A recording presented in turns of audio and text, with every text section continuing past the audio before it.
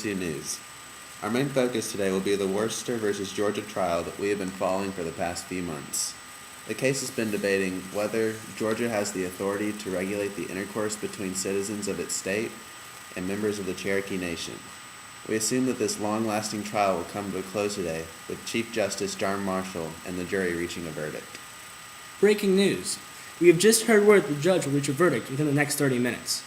We will break live to the courtroom as soon as it is available. In the meantime, we will discuss the causes and arguments of the case. Let's go to our historian, Alyssa, who will give us details about this case and its background. Alyssa? The Cherokees have resided in a vast land of Georgia by keeping to themselves and establishing a thriving community with the intent of self-government. The government of Georgia passed laws that put the Cherokee land under the control of Georgia state county governments. The Cherokees have openly objected Georgia's attempts to rule them and brought their case to the U.S. Supreme Court for justification. In 1831, the Supreme Court ruled that the court had no jurisdiction or authority over the Cherokees because they were not an independent sovereignty but a domestic dependent nation, in the case called Cherokee Nation versus Georgia. Months later, Samuel Worcester was arrested for residing in Cherokee territory without having a permit from the Georgia government. Thank you, Alyssa. Let's go to our on-site reporter, who is ready to interview Samuel Worcester, the man who is appealing his prosecution. Alyssa? Thanks, Matthew. I'm here with Samuel Worcester, the plaintiff of this appeal. Sam, do you think you have won this case?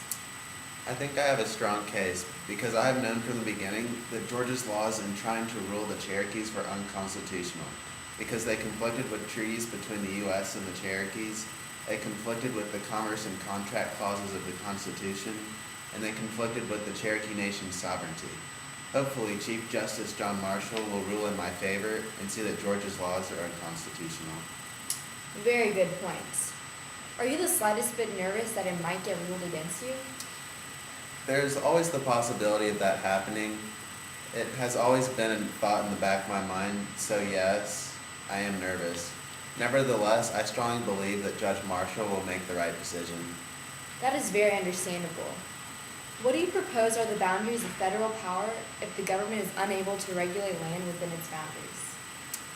The Cherokee land does not belong to the United States government and is therefore out of its control. The only requirement to live on Cherokee land is a Cherokee-granted permit. There is no precedent for the government's interference in affairs outside of their jurisdiction.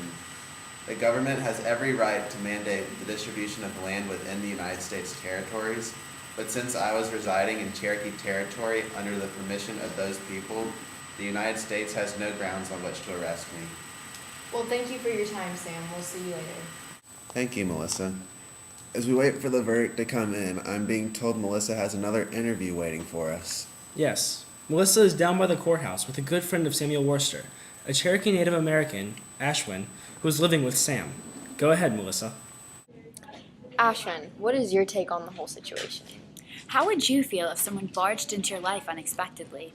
How would you feel if someone claimed authority over your life out of the blue?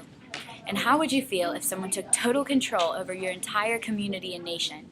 The state of Georgia has extended its control over our territory and extinguished the power of our sovereignty. We were here first, and the land is in our name. If the Supreme Court has any sense of heart, they will rule in our favor. Do you think Worcester will win today?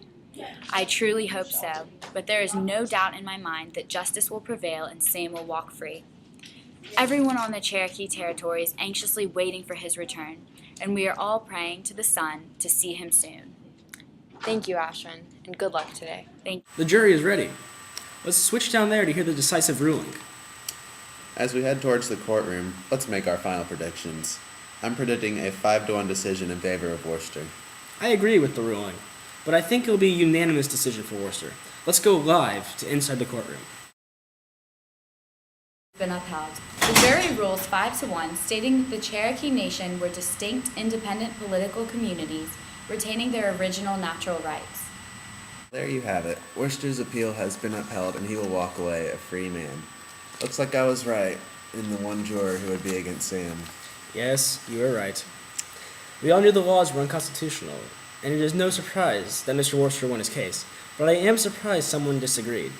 Well, I guess that's all for us. Thank you for tuning in. For Drew Levy, I'm Matthew Lightman. Have a good night.